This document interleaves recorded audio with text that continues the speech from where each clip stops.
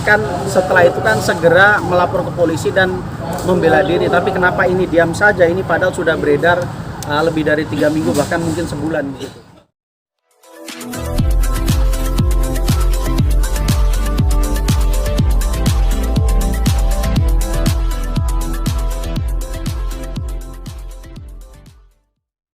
Terima kasih untuk teman-teman wartawan dan media. Saya Juliana, pada hari ini saya didampingi dengan kuasa hukum saya, Bapak Muhammad Mualimin, ada Bapak Aryo dan Bapak Ferry, ya, terkait kami melapor ke Polda Metro Jaya kepada saudara Rizky Aditya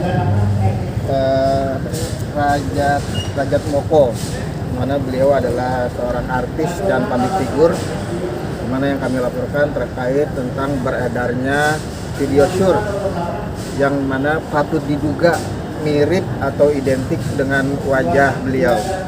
Mana saya sebagai warga masyarakat yang peduli terhadap pemberantasan porno aksi yang beredar di ruang publiknya di media sosial, ya bahwa ini adalah saya beranggap sangat berdampak negatif, ya sangat merugikan masyarakat terutama pada generasi muda dan adik-adik remaja. Bahwa kita ketahui bahwa anak-anak muda dan adik-adik remaja ini aktif dengan handphone, ya mereka sudah bermain dengan handphone, dengan internet. Maka kalau ada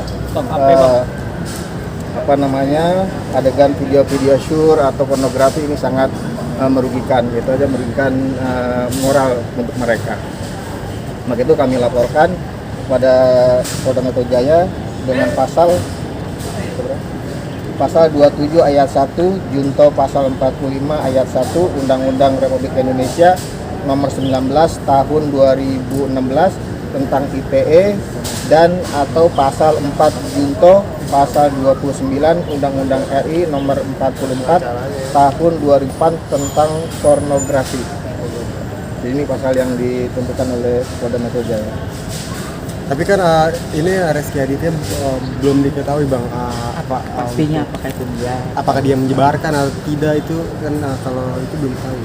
Ya, jadi terkait dengan itu kan justru karena klien kami ini melapor ke polisi lah, ingin tahu sebenarnya siapa yang memproduksi itu, yang menyebarluaskan dan yang paling bertanggung jawab atas beredarnya video asusila yang menurut klien kami sangat tidak pantas. Sedangkan video tersebut kan sudah sejak Desember 2022 menyebar kemana-mana dan mungkin banyak orang sudah tahu karena beberapa media online pun sudah memberitakan itu. Tapi kenapa Rizky Aditya sampai sekarang, yang pertama, kalau memang dia tidak punya niat, kenapa nggak merasa dirugikan lalu melapor ke polisi? Tapi sampai sejauh yang kami tahu dia kan tidak melapor ke polisi. Terus yang kedua, kenapa kalau memang itu seandainya bukan dia, kenapa sama sekali tidak memberikan klarifikasi atau pembelaan diri sebagaimana dulu istrinya Raffi Ahmad kan videonya pernah ada video asusila yang diedit dan mukanya ditaruhlah muka dia, dan itu kan memang editan. Nah, tapi kan setelah itu kan segera melapor ke polisi dan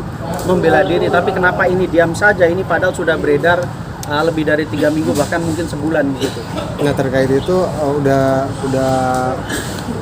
komunikasi soal itu belum? Kalau terkait dengan klien kami kan sama sekali tidak kenal dan sama sekali tidak punya akses untuk berkomunikasi, misalnya mengirim somasi atau meminta jawaban atas beredarnya video syur tersebut.